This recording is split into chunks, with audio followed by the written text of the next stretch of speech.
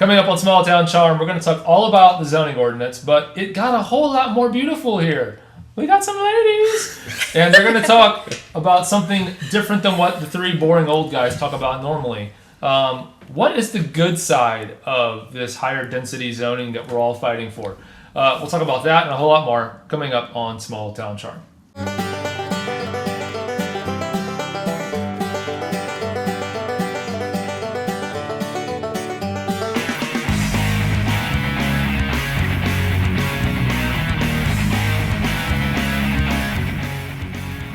Well, hey, welcome into Small Town Charm. It's been a while since we've all chatted.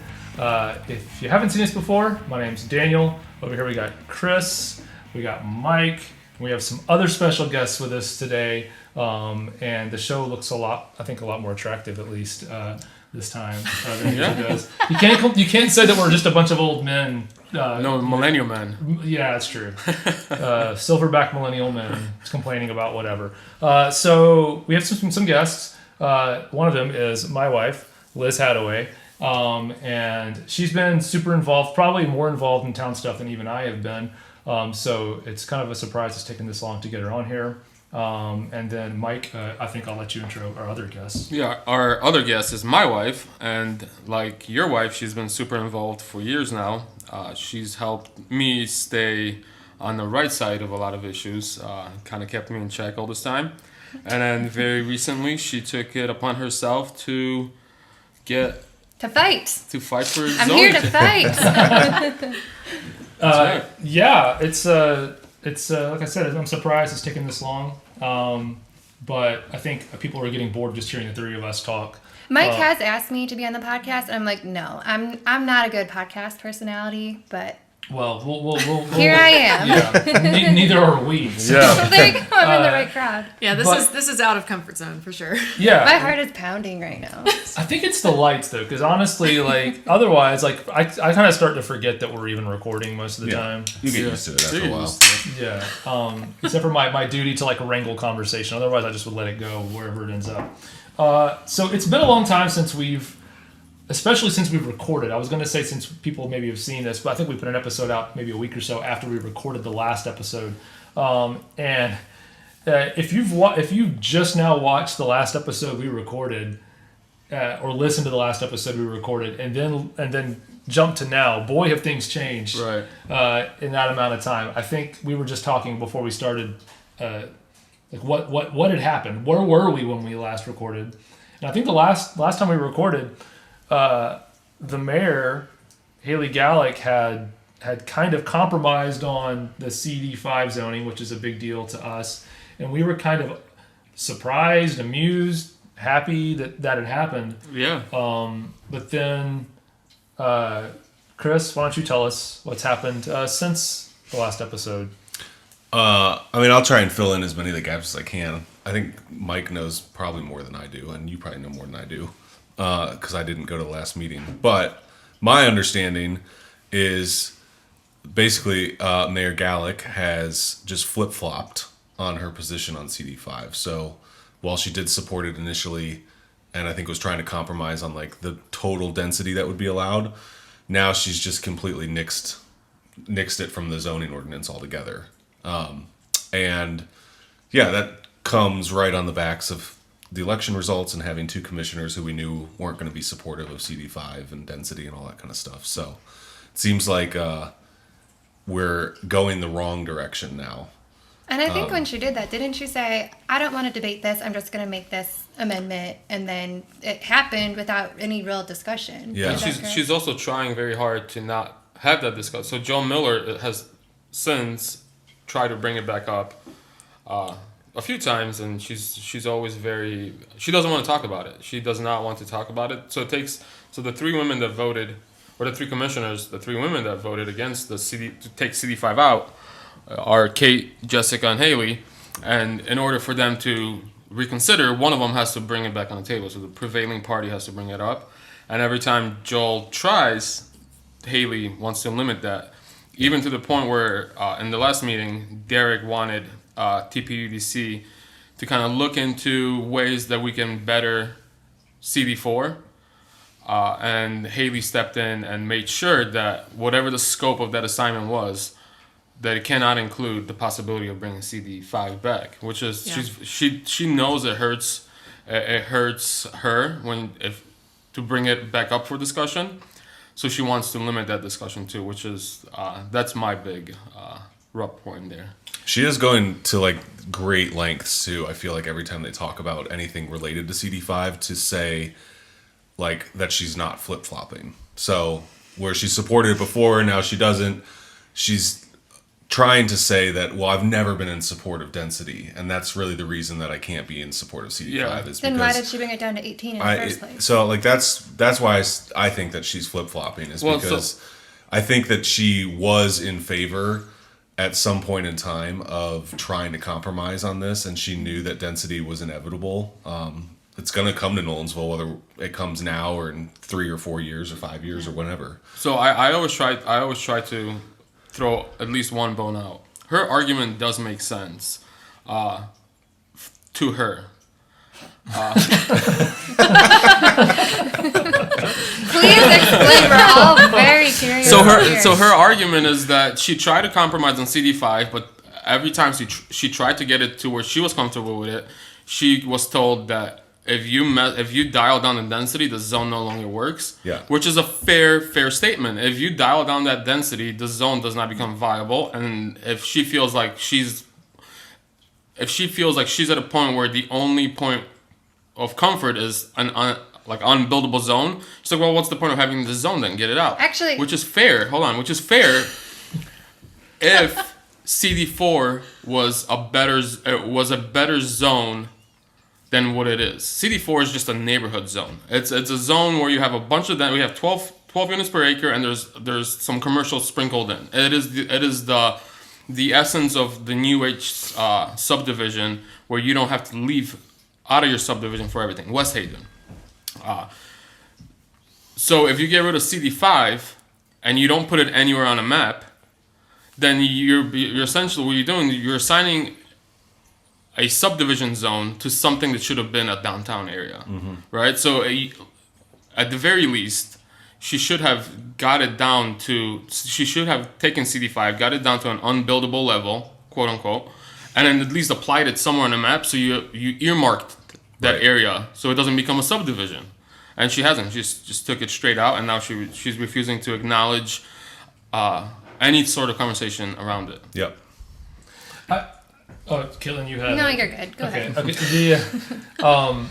I think it's interesting to note, and I wonder if the motivation for Haley was, we try to remind people as much as we can when they complain about TPUDC that Haley was the one who recommended them to do this zoning rewrite. She hired them. Yeah, so I wonder though if in her mind she actually understood kind of like the macro concept, which TPUDC has come back and said, like, we've never had someone just remove a zone right. from before. We've dealt with NIMBYs, not this type of NIMBYs. Yeah, so like we don't know, like we're gonna have to do a bunch of work to like figure out what this means, which is what Derek was asking for, which you mentioned. Yeah. So I wonder if like her first reaction to something that included a plan that included a bunch of stuff she didn't like was, well, they know what they're doing. I don't like this, so how can I like massage this into something that I'm more comfortable with? But at the end of the day, I recommend these people because I believe they're experts. So like she was in her own mind like, I don't like what they said, but they really know what they're doing. So what can I do with this? And at some point, I believe her suddenly removing or pushing to remove CD5, and she had the other votes to do it. It was when Joel said something, and he was like, well, he said something along the lines of like, well, if we're going to do this, why do we even have CD5 in the zoning at all? Like he was kind of trying to make a point, and she took it and ran with it. Was like, well, great, maybe we just shouldn't have it at all. It's gone. I that's a very good point. When I heard the pre-conversation to taking out CD5, I was cringing. I'm like, why are you like? You're setting it up. Like Joel was setting it up to like, well, if you're gonna talk this much crap about it, let's just get it out. Right. Makes all the sense. And she knew she had the two votes on either side. Yeah. So here's what I wanted to say a couple minutes ago. If she is being told when you mess with the density, the CD5 doesn't work, you can't bring it down to 18 and expect the same sort of product, it just becomes unbuildable, why not just test it out? See if it's buildable or not. If it's not buildable, you'll get to keep the land exactly how it is for a few extra years. And if someone can figure it out, they will. So if you're concerned that at 18 it's not buildable, let the market figure it out. If it's not, we can revise it down the road and no harm because the land's just going to stay. Yeah, exactly so how it is. that's so eventually a compromise has like in order for CD5 to be brought back up, a compromise has to be presented where both sides feel like they can deal with it, right?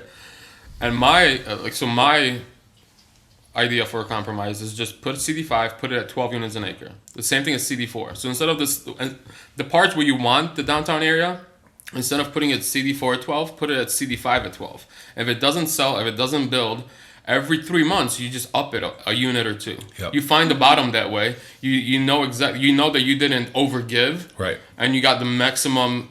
You got the maximum product for the least amount of negative. I do aspects of that. think what you brought up, Daniel, is very accurate. That I don't get the sense that Haley and Jessica or Kate really understood how symbiotic all the zones played together. So the way that TPUDC has written this whole ordinance is like, it's not just like, this is what you can do in this zone and this is what you can do in this zone, and they're very separated from each other. It like they designed the town in such a way where zones would flow into one another. And so CD4, which they've fallen back to, is like, that's going to be our density zone. It doesn't have all the same elements that CD5 had. So even if CD5 was like 12 units an acre, which it could be, I'm not sure anyone would build to it, but let's just hypothetically say it was 12 units an acre, it would still look different than CD4. Oh, it would look much different than CD4. Because of like where you can put business, like commercial usage, how the roads have to be structured, like how big sidewalks have to be. It's even down to the point like how big the blocks can be. It's block sizes, so it's smaller blocks. The frontage, you have to have way more frontage, meaning the space between buildings has to be smaller because more of the road frontage has to be covered by buildings. Right. I think there's even like dumb things like glazing, which is how many windows the building has to have up front. Why does block size matter? You want it small scale. You don't want to walk into like you don't want to walk up. Do you feel like you're part of like a community in downtown Nashville? Like you walk up, everything's huge. Everything's kind of spread out a little bit. So like it's just this vast, huge space. Right. You don't feel like you can sit out front and like enjoy a cup of coffee. So you're saying smaller block sizes make it feel like more small towns. Makes it cozy. Yes. It brings everything kind of together. Makes it cozy. And CD4 doesn't have the same small block sizes. And then there's another example would be that everybody in town would know. Like when you drive down any street in Bend Creek, do you feel comfortable going 50 miles an hour? 50? Yeah. No. Why did they put speed humps on Baronswood Drive? People were going 50 miles Because an it was hour. just a wide road with nothing around it, and you're just flying through it because you have that it's not cozy. Everything's spread out, so you don't have that. You don't develop that relationship with your surroundings. You just have this openness. When everything's kind of brought closer together, it makes it cozy, and for lack of a better word, it makes you like enjoy the area. So There's a really good meme that had that exact representation like a year ago. Maybe Ross was the one who posted it. I don't know, but you probably know which one I'm talking about. Ross posts a lot of memes. Ross shout out knows. to Ross. I do think that's like a good segue into another kind of like crazy thing that happened at the meeting. So once CD5 has been taken out, right? Joel, Commissioner Miller, did try to, I guess, morph CD4 into CD5. So I like props to him. I think it was a good play. But the way that he went about it was just hilarious to watch, in my opinion, because so he originally just like proposed, why don't we just take all the things we love about CD5 and put them into CD4? And Jessica and Kate and Haley were just like, no, like if it has anything to do with CD5, we don't want to touch it. So then what did he do? He went item by item. Literally item by item and just pulled individual items that everybody would agree to from CD5. They voted yes on every single one. But that's even funnier because he got like, so he I think originally started off with like 16 items. Right. And Haley's like, we're not going to talk about CD5. If you want something out of CD5, motion every one of them one by one. So he started going down the list. And then like item 5, he's like, okay, Like, this is stupid. Like, let's skip this conversation. Let's have the other conversation. And they had a short conversation about it. And then Haley's like, well, I'm not bringing back CD5. If these two ladies want to bring it back, like, we can talk about it. It's their right. And then that silence. And then Joe goes, all right, my 6th item on the list. Well, and he was even called out. Like, I was listening, I wasn't watching, so I'm not sure which of the 3 ladies called him out on it. But they're like, what are you accomplishing here? Yeah. Like, are you just going line by line? He's like, yeah. You told me to. to. Yeah. Like, that's what I'm doing. It's just crazy to me though. Like if you bunch them all up, right, and you say, "Hey, this is like CD5," like minus the density, they would never go for that. But if you just take the elements out of CD5 and just, hey, we're gonna just like amend CD4 to include this, why would they agree to that? Well, that brings up the point that I want to make sure we touch on before we talk a little bit more about like what CD5 is meant to look and feel like for Sure. real. But the conversation that I keep seeing happen is people are comparing what CD5 would have been from a density and even commercial standpoint to what's there now, which is nothing, and saying, look at how much you're adding. And what I keep trying to remind people of when I do talk about it is you need to compare what's in CD5 to what's in CD4 because you're getting one of those either way. Yeah. And so really you should just be arguing how much of an increase in whatever you don't like is CD5 over CD4. And based on my understanding, the density is different between CD4 and CD5 from like a residential standpoint, but not by that much. And especially once you remove the commercial, like you would with CD4, you end up with basically almost the same number of people, maybe even more because of how many homes that like houses there are versus apartments. You have more people in those houses. Bigger units. You right. actually end up with more people crammed into that same 70 acres. Right. Than you do with CD5. That's a great point. Yeah. Because when you have- have yeah. like 1-bedroom apartments, you're not going to have a family of. Well, we're a family of 6. You're a family of 3. You're not going to have that many kids going to the school. So we just recently found out, right? So Tapestry is almost 400 units, like 392 or something like that. That's in Brentwood, right? It's in Brentwood, and Yeah. they were like, I posted on TNI. One of their commissioners was fear-mongering the crap out of it in 2012. He was like, it's gonna force Brentwood children to go to Nolensville schools, and people are gonna die in the street, all that crap. And then this year, all of Tapestry has like 30 students. Yeah. In the high school or in all? No, like there's 30 All the school-aged schools. kids in Tapestry. And Ironically, how many units? It's 400 units. It's 400 units. yeah. So basically, what they wanted, isn't that what was basically the Kroger development? Or was it 200 in that? It was just above 200. So like even like double what was going in the Kroger development accounted for 30. I think it was 39 students. And then you And take That's cool. Ben Creek it's has crazy. 850 homes, Yeah. and Ben Creek alone has like 250 elementary kids. I remember that Kroger, I don't know if it was the developer or someone speaking on behalf of the developer, said something like, we expect 10 to 20 kids. Yeah. And they were like, that's crazy. All of these people would love to send their kids to Nolensville high schools. Yeah. We're going to get packed with kids coming from these apartments to the high schools. And he's like, no, you're going to get 10 to 20. And the math works out when you look Right. at the 400 Yeah. units in Tapestry. Yeah, versus the 200 units at Kroger. Yeah, because People with kids don't want to live in apartments. That's just like you just don't Well, want I to. mean, so I don't know about you guys. So like when we first got married, we lived in a 2-bedroom It was a 1-bedroom with an office. with an office. It was a nursery type of thing. Yeah. And we lasted 6 months, and they were like, "This doesn't work." Like, I mean, it's Because you have like the rocker and the bouncer and the bumbo and the high chair Yeah. and Yep. Yeah. all of the things on Yeah. top of and then we each had other. then we had 3-bedroom townhome, and then we had another kid, and it was like this like we like you got to go bigger. So yeah, I mean living with kids in 2-bedroom apartments, it sounds doable, but it's not very practical, especially at that price It's point. doable when they're very, very young And not going to school. and not going to school. Right. When you're first married and your kids are young and your income's not as great, Right. you do it. But Right. you do it until you don't have to do it. Daniel, I do think you're making like a great point though that like there seems to be this feeling in the public or an opinion that's being thrown out there that like what we're actually comparing is like CD5 to farmland, Yeah. like to the beautiful Yeah. scenery It was- and rolling hills and There's stuff like that. There's a post on the 401 that does that exact thing. It's like, would you like this hilltop with a cow on Right. top of it, or would you like this ugly apartment building? Yeah, so it's like save our farmland is like Yeah. the mantra, but that's Buy it. not actually like what's going on. It's a good analogy is like we all have kids, right? So it's like you tell your kid, hey, it's time to eat dinner. They say, I don't want to eat.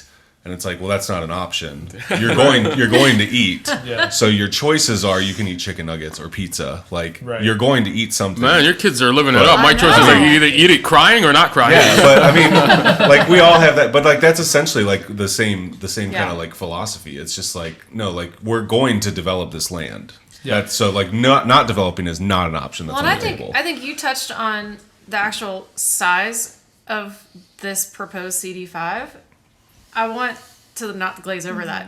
It's Yeah. less than 70 acres. It's less than 2% of total land value of Nolensville. And most of the land's already for sale. So All of like, it's for sale. all of okay, so all of it's for sale. So it's like we do it now, or it's going to be bought and it's going to turn into something else, and we completely lose the opportunity. Correct. Is Yeah. the And 70 that's why this is so urgent right now, and that's why I'm fighting so hard for this right now. We've been fighting for this since Southwalk in Southwalk, 2019, yeah. and that didn't happen. Before that, there was Market Square. That was before we even moved here. That didn't happen. That was the reason why we moved Right here. now, the reason Yeah. why I'm putting myself out here, the reason why I'm on this podcast, which is so far out of my comfort zone, is Oh, you're because doing great, baby. thank you, I love you.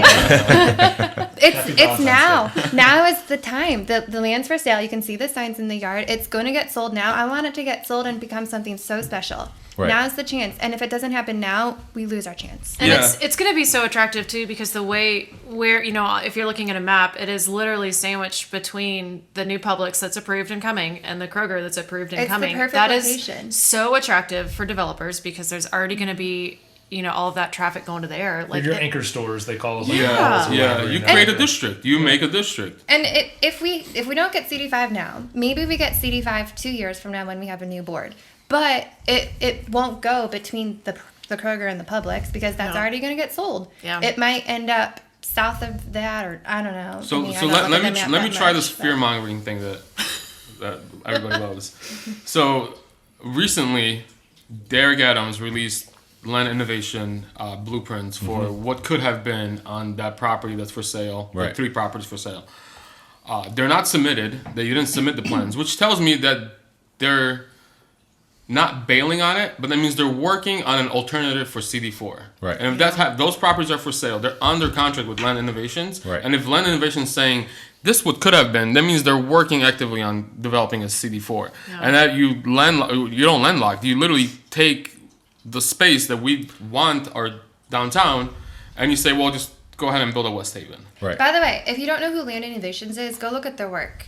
They are not the same old developers that Right. we've had in town for the last 10 years. It's Rochford. I mean, John Rochford's a billionaire. Yep. I mean, I will say, like, I do think, like, that there is kind of, like, a scary potential reality if we don't get this done. I guess to your point, Caitlin, like, it is adamant, like, we are all adamant that, like, this needs to be done now because the opportunity exists. I think that there are some people, this is, like, my conspiracy theory, but there's some people behind the scenes, old BOMA members, for example, who are actually in in the current commissioner's ears, pushing them on to put policy in place that mimics a lot of what we've had for the last 20 years in Nolensville. So a lot of how Nolensville is currently zoned was to drive developers to a process called the plan unit development, right? PUDs. Which is basically just like a developer wants something that extends beyond what the zoning calls for. And so it just becomes a negotiation then between the developer and the town. Correct. And so the town got to control everything. That is not even a part of the current zoning that we're even talking about. That's getting thrown out, that whole The process. arbitrary part of But because it's not a part of it, if you put in zoning that limits density and things like that, you in fact do make that land unsellable. And so the idea that, like, I mean, I guess this would go against what we're all saying. It's like the idea that we're not arguing about like farmland versus development. I think there is a potential that is part of the argument that could exist, because some of that land may not be sellable at the price that those people want or think that it's worth. because if it's zone CD4 and the max you can put on it is 6 units per acre, I don't know a developer that'll touch that. Yeah. Well, There's actually so hold on. There's actually And a that's zone. been happening for So 20 years here already. we've Like done we have it. land that just sits because nobody will buy it. So we've done this all up and down Nolensville Road, and the board will actually acknowledge that Right. they're worried that they've done this. So CD4C, which is the bigger box commercial zone, allows 2 units an acre. TPDC originally wanted 8 units an acre. Yeah. We've got it down to 2. That's an unbuildable zone. Who did that? The Planning Commission or the Board of Commissioners? It was the Planning Commission. It was actually one of those big compromises where, like, Derek Adams set up and said, "I will. This is me compromising. I will put this down to 2 units. Like, if we focus our efforts on building a village." So they put it down to 2 units, and then they got rid of the village. That's another good point, because I don't think people realize that Derek has done a lot of compromise to date. Yeah. Because he knows that they're uncomfortable with some of the density numbers that he really wants in 70 acres. And so he's willing to make them more comfortable by giving them compromises on this side of the spectrum. CD4C, is that what it's called? Yeah. So he went from 8 to 2 over there. He also went from 24 down to 18. He's compromising left and right. And they're just taking. And then suddenly they're no longer even willing to entertain the idea. Right. well, it's like they're saying. This is not an exaggeration. He's literally willing to let the other side do what they want in 99% of town. Yeah. He's saying give us 98. Let's be fair. It's like 98. and just is asking for 2%, which I think segues good into the conversation that we want to talk about, which is kind of like, let's talk a little bit more about what this CD5, the Kroger development combined with what Land Innovation says. This is what we would have built or whatever. Let's talk a little bit about what that would look like and what that means for the town beyond just some shops. We can take a break and then we'll do that. Hey, that does it for this episode of Small Town Charm. This conversation actually continues beyond this, but we had so much good stuff that we had to cut it off here and put the rest of it in another episode. So we're going to put that episode out really soon. But thank you for watching. Thank you for listening. And we will see you again really soon on Small Town Charm.